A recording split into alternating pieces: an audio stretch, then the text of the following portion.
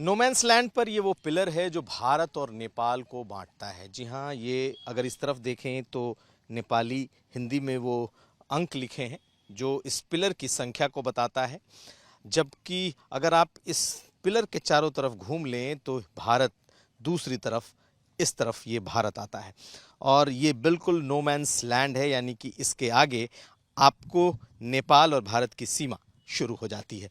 लेकिन अगर इसी नोमैंस लैंड पर अगर आप पीछे ये स्ट्रक्चर देखें तो ये गैर कानूनी तौर पर सरकार की जमीन पर लगभग नोमैंस लैंड से सटा हुआ ये एक धार्मिक स्ट्रक्चर है जो कि बगिया के बाबा के नाम से, मजार और ईदगाह के नाम से जाना जाता है। और अगर आप इसकी लंबाई चौड़ाई को देखें तो बड़ा ह्यूज है, बहुत बड़े एरिया में इसको बना दिया गया है।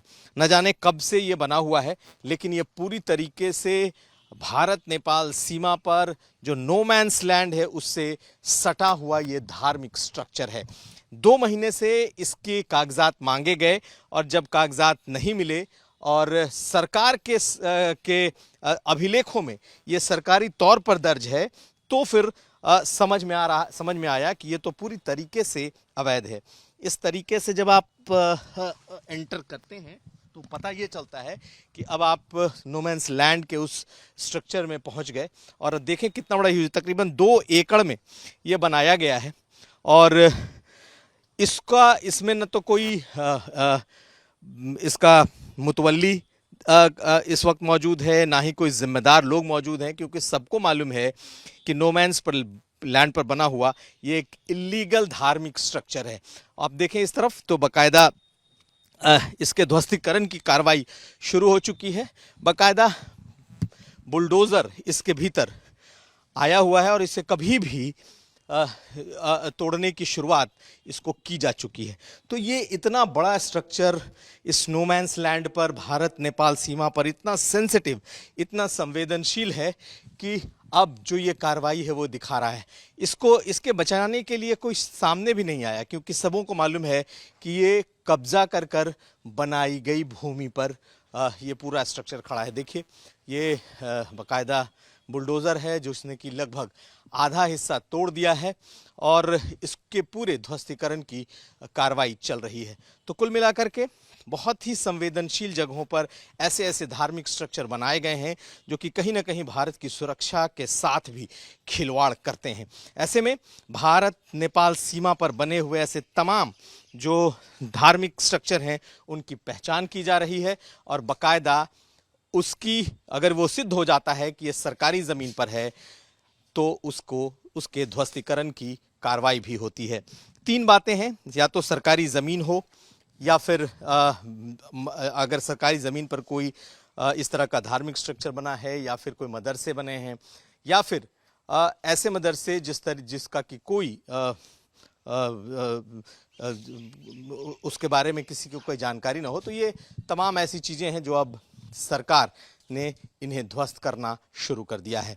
हालांकि कोई विरोध भी यहाँ नहीं दिखाई देता, क्योंकि इंटरनेशनल बॉर्डर पर गलत और अवैध तरीके से इस तरीके के स्ट्रक्चर बनाए गए हैं, तो अब कोई दिखाई भी नहीं दे रहा है यहाँ जो आकर कम से कम कागज़ दिखाए या बताए या क्लेम करे कि ये उसकी ज़मीन है और इसे नहीं टूटना चाहिए।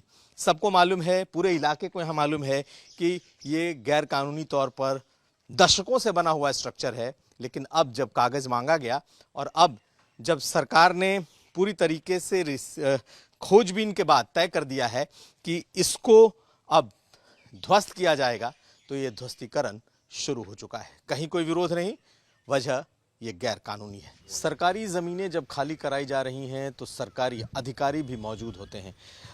आशीष भारद्वाज हमारे साथ मौजूद हैं जब इस जगह की ज़मीन खाली कराई जा रही है। कौन सी ज़मीन है? पीछे हमें एक धार्मिक स्ट्रक्चर भी दिखाई दे रहा है, कब्रिस्तान की भी ज़मीन है, आपका बुलडोज़र भी चल रहा है, क्या है ये? ये ग्राम गुलेरा है, ग्राम पंचायत गुलेरा, जिसमें लगभग 1 बीघे का हमारा जो कुम्हारी कला का गाटा है, कुम्हारी कला के नाम पे।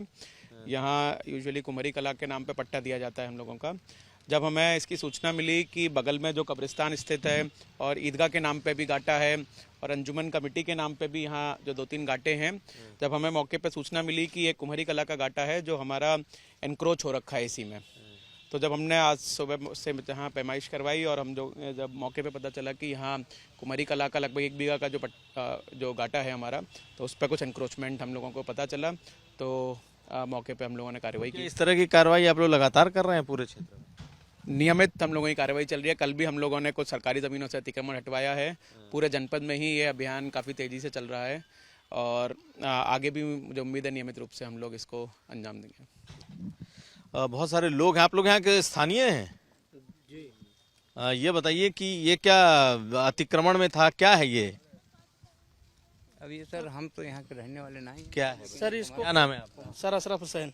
सर इसको कोई जानता था नहीं और पुराने समय में जो है ये अंडरग्राउंड आ गया था, लेकिन जब हम लोगों को सूचना मिली सर, तो हम लोगों ने अपने बूथ जो है इसको सब तोड़ दिया, खाली कर दिया अपने। ये जमीन सरकारी जमीन थी? जी सरकारी थी। और ये आप लोगों के मतलब ये कब्जे में आई थी? जी कब्जे में थी, लेकिन हम लोगों को सर जानकारी नहीं थी।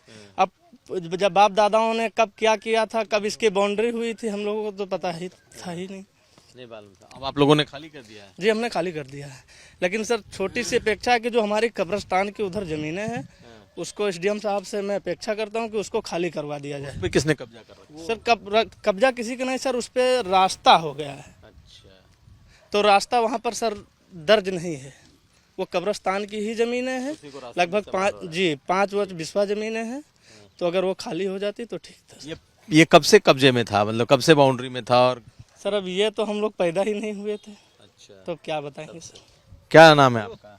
जी मेरा नाम अली अहमद है। तो ये बताइए कि ये सरकार को क्यों खाली करानी पड़ी जमीन, इसको घेर करके? बंदी के दौरान जो है, जैसा कि नक्शे में ये ज़मीन दिख रही है, गाटा संख्या 107, ये कुम्हार गड्डी की ज़मीन बनी। इत्तफाक ये कुम्हार गड्डी जिससे कुम्हार मिट्टी निकाल करके और बर्तन वगैरह बनाते हैं। ये इत्तफाक कि हमारे ग्राम सभा गुलरा में आज तक कोई कुम्हार नाम का नागरिक ही नहीं रहा, लेकिन फिर भी चकबंदी के दौरान कैसे ये जो कुम्हार गड्डी के नाम ज़मीन अलाट कर दी गई। सरकारी जमीन है ना? अब कुम्हार गड्डी है तो मिट्टी खोदने की ज़मीन है ये, यानी बर्तन बनाने वाले कुम्हार ले जाते हैं। तो फिर इसको किसके अंदर में बाउंड्री करा लिया गया था? कौन? ये जब बाउंड्री ईदगाह की बनने लगी तो कुछ लोगों ने कहा कि इस ज़मीन के बगल में कुम्हार गड्डी है।